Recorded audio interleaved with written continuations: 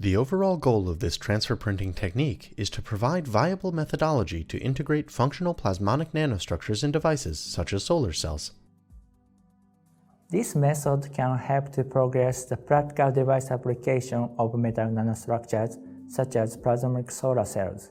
The main advantage of this technique is that one can quickly introduce desired or designed metal nanostructures into existing device structures without significant changes in the original fabrication process.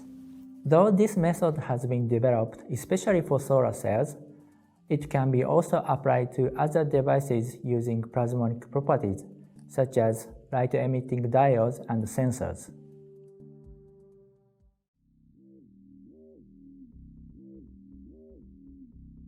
To begin, set a nanohull mold into a polytetrafluoroethylene container.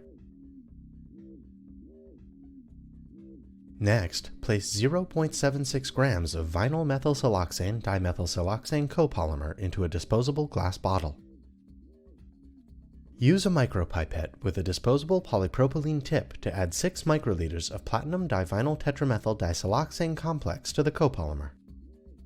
Next, use a micropipette with a disposable polypropylene tip to add 24 microliters of 2,4,6,8 tetramethyl tetravinyl cyclotetrasiloxane to the copolymer and mix the solution briefly.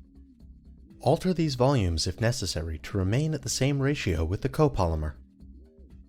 Then, add 240 microliters of methyl hydrosiloxane dimethylsiloxane copolymer to the glass bottle and mix it quickly using a disposable glass pipette. Blow the surface of the mixture with nitrogen briefly, and then pour the resulting